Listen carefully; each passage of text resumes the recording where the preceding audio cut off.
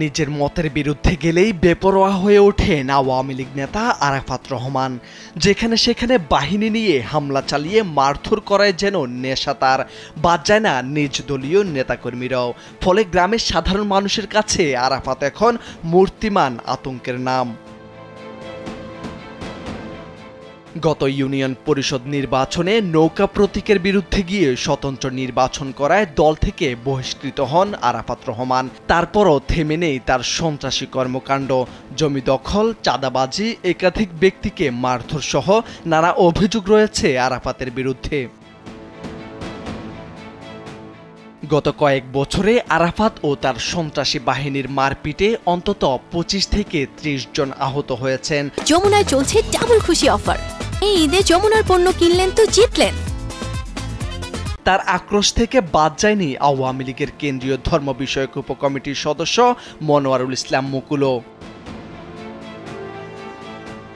আরাফাতের হামলার শিকার হয়েছেন সিরাজগঞ্জ সলঙ্গা থানার স্বেচ্ছাসেবক লীগের যুগ্ম সাধারণ সম্পাদক হাফিজুল ইসলাম, হাটিকুমরুলের 7 নং ওয়ার্ড আওয়ামী লীগের সাধারণ সম্পাদক মাহবুব আলী ওয়াজেদ, আওয়ামী লীগের কর্মী আব্দুল আলিম, জিল্লুর রহমান, নজরুল ইসলাম ও আলতাফ হোসেন সহ অনেকেই। আমার ছেলে এই আরাফাত, এই যে মনে করেন এনে দৌড়ে বাড়িতে আমার ভাইয়ের দাঁত ভেঙে দিছে। এই যে জাল মুন্সির ভাই, এই তো শাহালি, এই যে আমার বাড়ি এলাকা মারতেছে, মানে এরা আমাকে মাইরা ধরে ওই জায়গায় থেকে করে ঘর দুয়ার করে দিছে। ইজরা পার পর থেকেই আরাফাত রহমান এবং তার সহযোগী যারা আছে তারা আমাদের লোকজনের কাছে এবং আমার কাছে 5 লক্ষ টাকা চাঁদা দাবি করে। জানা গেছে 15 বছর আগে আওয়ামী লীগ সরকার ক্ষমতায় আসার পর আরাফাতের উত্থান হয়। স্থানীয় এমপি ও দলের নাম ভাঙিয়ে এলাকায় একের পর এক দখলদারি ও সন্ত্রাসী রাজত্ব কায়েম করেন তিনি। স্কুলের সভাপতি হয়ে নিয়োগ বাণিজ্যের নামে কোটি টাকা হাতিয়ে নেওয়ার অভিযোগ রয়েছে তার বিরুদ্ধে।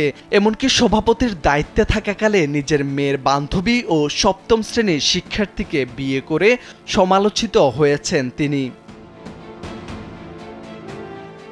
সম্প্রতি পাঁচলিয়া হাট বাজারে ইজারা না পেয়েও জোরপূর্বক টোলাদায় ও খাজনার টাকা হাতিয়ে নিয়েছেন আরাফাত ও তার সহযোগীরা। এতে মামলা হলেও অভিযোগ অস্বীকার করেন আরাফাত রহমান। আপনার ওই আঘাতপ্রাপ্ত হয়েছে মামলাদার কাছে একটা আঘাতের সাথে জড়িত না, ওগুলো হলো পেশায় দেয়। আমার নামে যে মামলা দিয়েছিল 20 সালে, সেটা তো আমি অব্যাহতি পাচ্ছি, নির্দোষ প্রমাণিত আছি। যতগুলো মামলা দিতে আজ পর্যন্ত কোর্ট আমাকে তো একদিনও দোষী সাব্যস্ত করে একদিনও তো আমাকে জেল দেয় নাই। সলঙ্গা থানার ওসি মোহাম্মদ এনামুল হক জানান, 2020 সাল থেকে এখন পর্যন্ত আরাফাত রহমানের বিরুদ্ধে 6টি মামলা হয়েছে থানায়। আগের মামলা তো আছেই। আমি দায়িত্ব নেওয়ার পরে তার বিরুদ্ধে একটা পুলিশ অ্যাসল্ট সহ 2টা আদার সেকশনের মামলা রুজু হয়েছিল। এই মামলা তিনটাই আপনার পুলিশ রিপোর্ট দাখিল করা হয়েছে। আর সম্প্রতি তার বিরুদ্ধে একটা দ্রুত বিচারের মামলা কিন্তু আদালতে দাখিল করা হয়েছে। দ্রুত দাখিল করতে মানে পাবলিক বাদী হয়ে এটা দায়ের করছেন।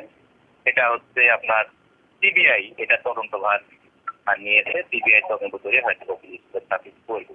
2023 সালের 9 নভেম্বর সন্ধ্যা 5:30টায় স্থানীয় ওয়ার্ড আওয়ামী লীগের সাধারণ সম্পাদক মাহবুব আলী ওয়াজেদকে নিজ বাড়িতে ধারালো অস্ত্র দিয়ে মাথাসহ শরীরের বিভিন্ন স্থানে কুপিয়ে জখম করেন। একই মাসে দুপক্ষের মারামারি থামাতে যাওয়া পুলিশ বাহিনীর উপর আরাফাতের নেতৃত্বে হামলা হয়। এতে 2 পুলিশ সদস্য আহত হন। এই ঘটনায় দায়ের করা মামলা এখনো চলমান।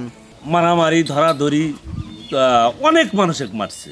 কেন? এই যে কেন হয়তো তার কথার ব্যতিক্রম হয়, সে ওই একজনের বাড়ি দখল করছে, ধরেন যে ওখানে টাকা পয়সা খায়া একজনের বাড়িঘর দখল হলে মারপিট সে নিজেই করে।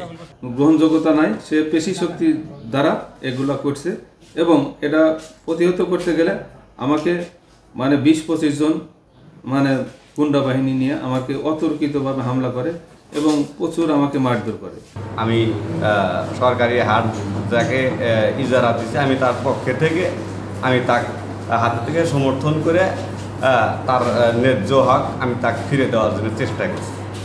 এই জন্য আমার উপরেই আর আমাদের লোকজন হামলা করে আমাকে অতর্কিতভাবে মারধর করে। মনোয়ারুল ইসলাম মুকুল, ওনাকেও পাঁচলিয়া বদরুল উচ্চ বিদ্যালয় নির্বাচনকে কেন্দ্র করে বেধড়ক মারধর করে এবং সে তার কথা একটাই যে সে এই পাঁচলিয়াতে এই ত্রাসের রাজত্ব করবে, কায়েম করবে এবং এখানে কোনো দলীয় লোকজন কিংবা অন্য কোনো লোকজনকে সে এখানে নেতৃত্ব দিতে দেবে না। 2022 সালের 22 ফেব্রুয়ারি পাঁচলিয়ার আব্দুল আলিম বাড়ি করার সময় তার কাছে থেকে চাঁদা দাবি করেন তিনি। চাঁদা না দেওয়ায় তাকে বেধড়ক মারধর করেন।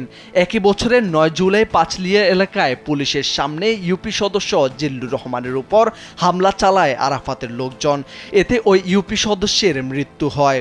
এ হত্যা মামলার প্রধান আসামি আরাফাত রহমান। মোর্শেদ আলম, কালবেলা।